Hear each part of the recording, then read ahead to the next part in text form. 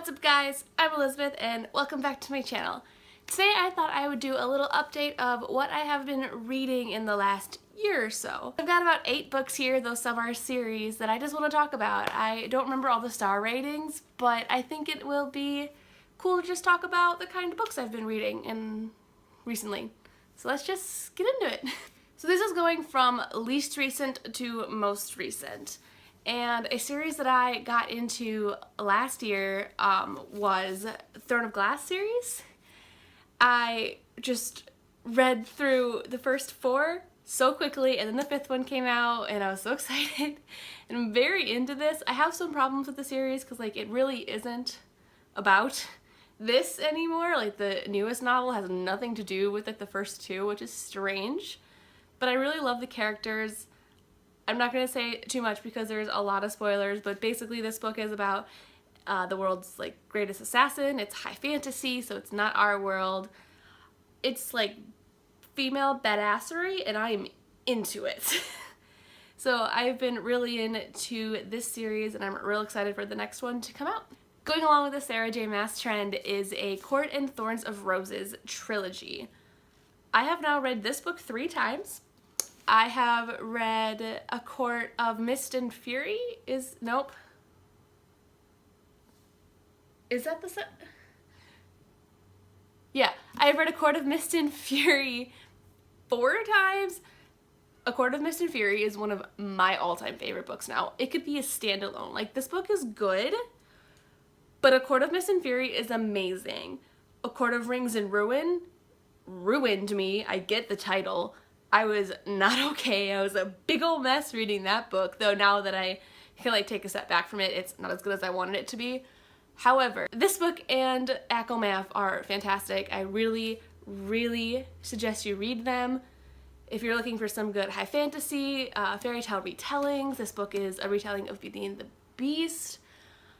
Oh, it's so good. It's so good. Next book I have is a historical fiction novel, and that is The Nightingale by Christian Hannah, about World War II. It is set in France, and it's about 2 sisters and their involvements in the French Resistance.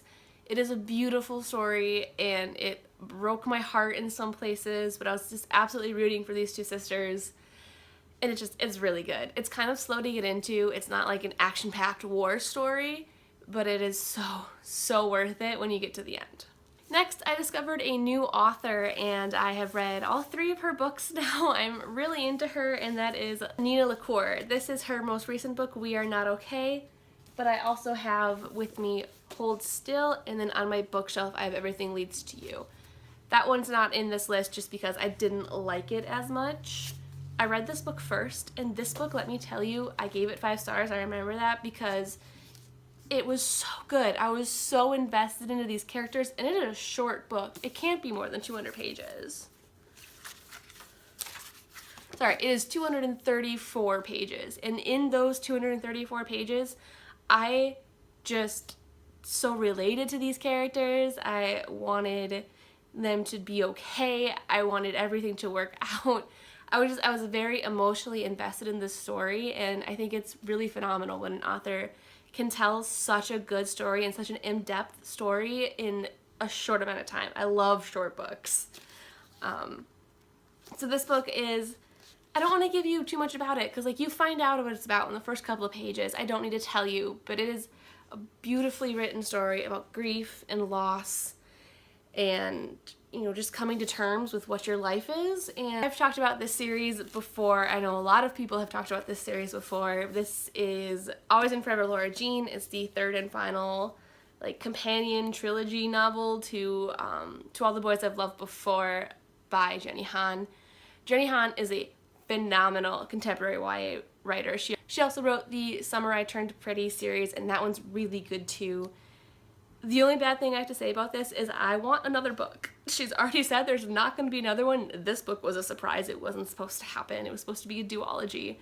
But where this ended, I feel I could have a whole new series, and I would totally okay with that. And this was a very good ending though, except for the wanting more parts.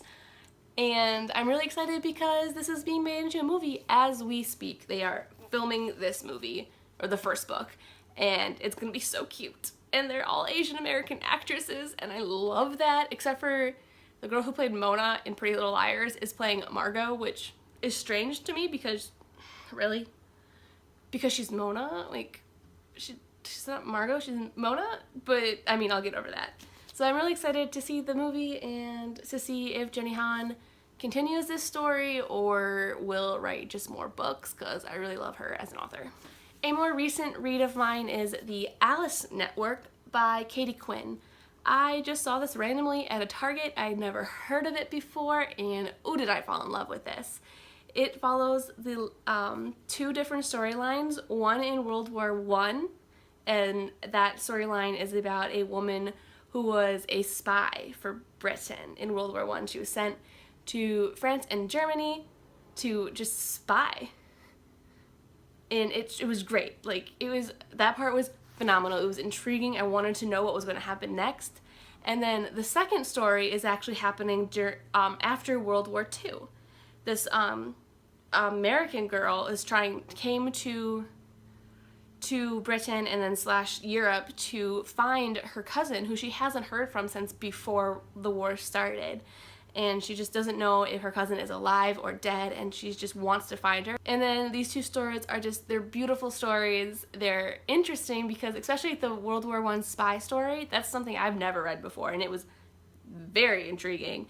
But then they intertwine in a nice way, and I really loved the ending, and it was an intriguing and thought-provoking read, and I would recommend this to anybody. Finally, I am currently reading The Fate of the Tearling by Erica Johansen. I have also in the last year or so read Queen of the Tearling and The Invasion of the Tearling, the first two books to this trilogy. I am 314 pages into this. The reason this video is so delayed is because I really wanted to be done with this book by the time I made the video, but it is slow going. I don't know if you've ever had this problem, but I'm really invested in the story and these characters, but like, it's just prolonged and I need it to be over. I'm just like done reading it, but I really need to know what happens and I don't want to spoil myself, so I'm just chugging along and forcing myself to read. But I mean, I don't know if any of you have had that where you want to know what happens but you don't want to complete the reading. Does that make sense? But there you go. Those are the 8-ish books that I have been reading and loving recently.